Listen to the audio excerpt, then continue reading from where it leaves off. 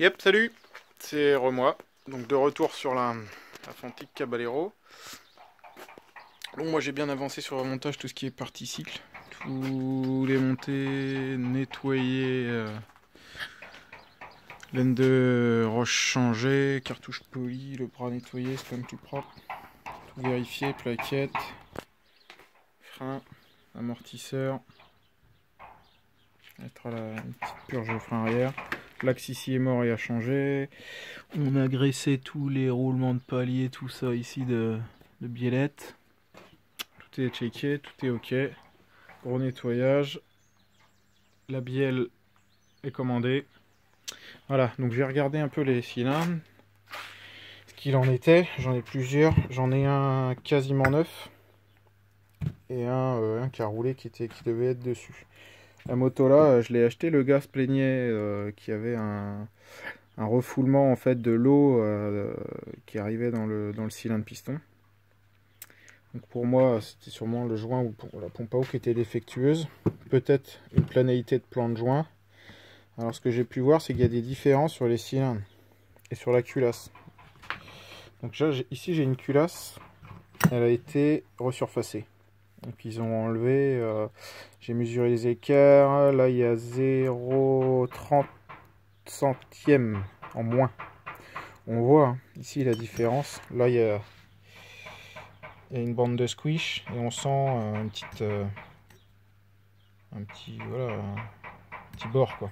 Ici, bande de squish bien réduite et il n'y a plus rien. Il n'y a plus de rebord, plus rien. Pareil sur le cylindre. Ici c'est tout propre d'usinage et il n'y a plus de chanfrein ici.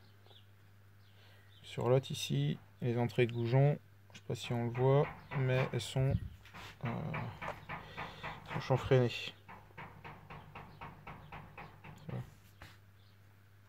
Donc là, je pense que je vais monter le cylindre stock avec la culasse qui est là. J'ai passé un coup au marbre, faire propre.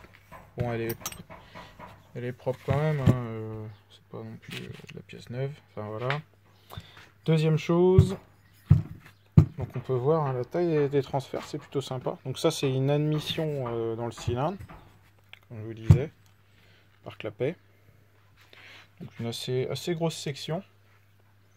On peut le voir. Voilà. Tac. Et ici, alors je sais pas si c'est deux versions différentes ou si ça a été préparé également. Il y a eu un coup de fraise sur les côtés là. Vous voyez là, il y a des ouvertures, des sortes de boosters. Ici, ils sont tout petits. Vous voyez les trous là sur la droite, tout petit trou, gros trou. Donc là on le voit, là, il y a eu un coup de fraiseuse ici. Là, ici là. Ici j'ai pas. Bon, ça ouvre un peu plus l'admission, c'est pas mal. Ici on voit, hein, il y a un tout petit trou. Tac. Là. Et ici. Plus ouvert. Enfin bref. Tout ça pour dire qu'il y a des cylindres, il y a plusieurs versions. J'en ai un qui est mort ici. Et qui a également reçu un coup de fraise. Il est encore plus ouvert que l'autre, j'ai l'impression. Ou pareil. Moi je pense que c'est d'usine, qu'il y a eu plusieurs versions. Voilà. Donc après, bon, l'échappement est bien gros, les transferts également, c'est vraiment propre. Donc ça c'est vraiment les derniers moteurs Fantic, hein, c'est marqué dessus. C'est pas du Minarelli, M6 ou autre. On le voit bien. Le cylindre, il travaillait quoi. C'est un cylindre liquide avec des ailettes, type air liquide. Il y avait eu ça sur des Brel aussi. Les fameux Zeta air liquide à l'époque. Simonini aussi, je crois, avait dû en faire. Enfin voilà. Tout ça pour dire que j'ai du boulot. Que le moteur il est en pièces détachées complet. Hein. Je vais vous montrer. J'ai fait un peu le point, mais j'ai deux paires de carters. Ça c'est ceux qui étaient dessus, ils sont morts. Ils sont derrière, ils sont détruits. fixation, les bourrins, ils ont, voilà, tu vois, c'est pété complètement. Ils ont dû, en enlevant l'axe à l'arrière, ils ont tout arraché. Donc j'ai le pot, j'ai une hypercarter qui est nickel, qui a 5000 bornes.